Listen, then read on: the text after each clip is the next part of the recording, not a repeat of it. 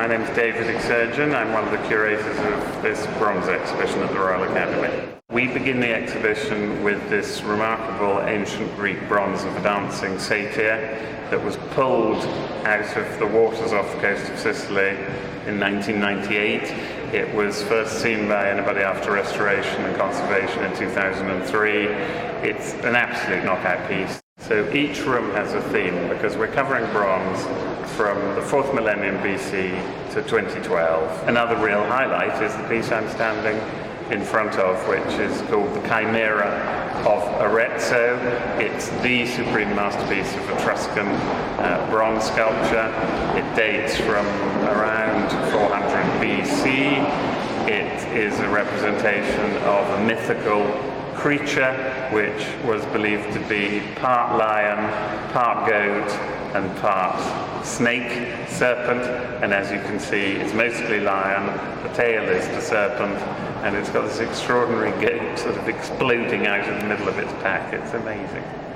And this piece was completely unknown until it was put into auction at Christie's in the mid-1990s.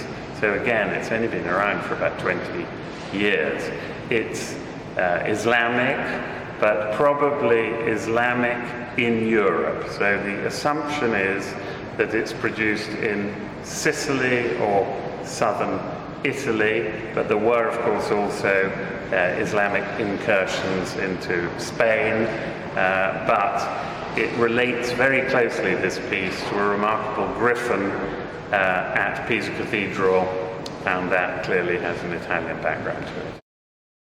Three figures by Giovan Francesco Rustici, which was executed in Florence between 1506 and 1511, was done by the sculptor when he was absolutely living cheek by jowl with Leonardo, and Vasari implies that Leonardo, as it were, oversaw the making of these bronzes, and I don't think this is at all a foolish suggestion. This is as near as we can ever hope to get to Leonardo in bronze. Historically, they were above the north door of the baptistry, that's to say above Ghiberti's first door. But a few years ago they were taken down for conservation, and they will return ultimately to when it is newly opened, the reopened Museum of the Cathedral Works, the Museo dell'Opera del Duomo, and I guess they'll put a copy up top, so to speak. But the consequence is that we're able to see them in a way that actually nobody saw them in the period. And what's so striking, apart from their awesome power, is the attention to incredible detail that Rustici lavishes on these pieces, details that perhaps were intended for the eye of God. I can't see that they were intended for the eye of man. And I haven't really taken on board until they came here that they have these relatively diminutive inscriptions in Hebrew on their bases. Now, believe me, 30, 40 feet up above Ghiberti's door, there's no way you could have read that, and as a matter of fact, there are only about 2.5 people in the Italian Renaissance who could read Hebrew anyway, apart from the Jewish communities. So that must be for him up there.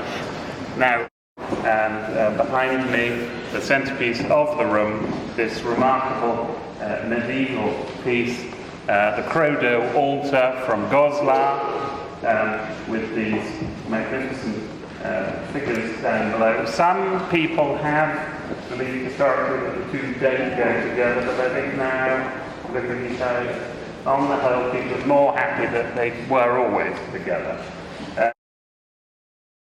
A number of the very earliest pieces in the exhibition, the group of pieces from the Israel Museum, from the Nahal Mishmar hoard, which are generally agreed to be the earliest copper alloy art objects in existence.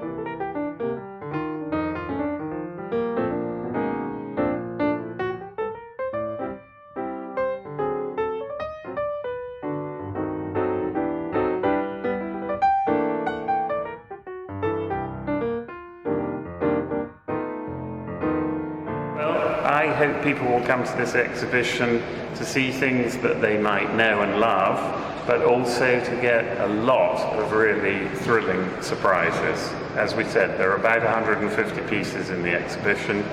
Before the actual opening here, I had seen around 100 of them, so I hadn't seen 50 of them, so I've had a good time, and I think other people will too.